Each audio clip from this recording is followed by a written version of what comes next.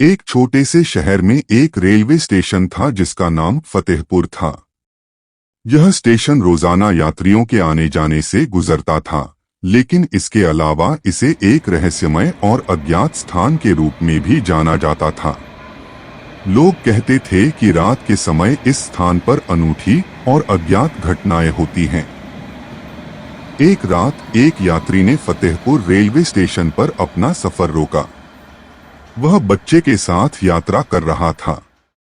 Station पर उन्हें बच्चे की विचार करके वैकल्पिक रूप से ठहरने की आवश्यकता हो गई। यात्री और उसका बच्चा थक गए थे और रात के साये में स्टेशन के एक कोने में सुरंग बना दी। वे वहां ठहरे और सुबह तक सो गए। जब यात्री और उसका बच्चा सुबह को उठे तो उन्होंने देखा कि सुरंग का मुख बंद हो गया है और उन्हें आगे नहीं जाने दिया जा सकता है। वे पीछे फिरे और एक अज्ञात पथ पर चलने लगे। रास्ते में उन्हें अज्ञात आवाजें सुनाई देने लगीं। वे बच्चे के साथ उस आवाज की ओर बढ़ते हैं और वह उन्हें एक पुराने और छिपे हुए रेलवे प्लेटफॉर्म की ओर प्रवेश कराती है। राहुल की माता-पिता के रूप में जानते हुए वे चकित हो जाते हैं और सोचते हैं कि रेलवे स्टेशन के अंदर कुछ रहस्यमय हो रहा है। जब वे रेलवे प्लेटफॉर्म पर पहुंचते हैं तो वहां उन्हें कई अनोखी चीजें दिखाई देती हैं। पुरानी ट्रेनें खड़ी हैं और आवाजें सुनाई देती हैं, लेकिन लोग नजर नहीं आते। वे रेलवे स्टेशन के अंदर चलते हैं और हर कोने पर उन्हें अज्ञात और भयानक संदेश सुनाई देते हैं। अनुज और उसके माता-पिता चिंतित होते हैं और वे यह समझते हैं कि यह स्थान एक अज्ञात और रहस्यमय दुनिया का हिस्सा हो सकता है। वे स्थान के रहस्य को सुलझाने और यहां से बाहर निकलने का प्रयास करते हैं। वे रेलवे स्टेशन के माध्यम से निकलने की कोशिश करते हैं, लेकिन रास्ता उन्हें बार बार वापस ले आता है।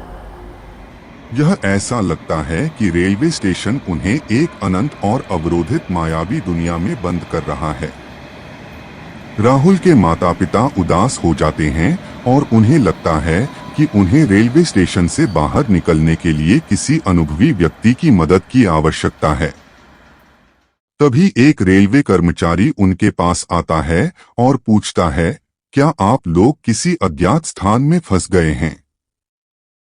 अनुज के माता-पिता आश्चर्यचकित हो जाते हैं और हाँ करते हैं।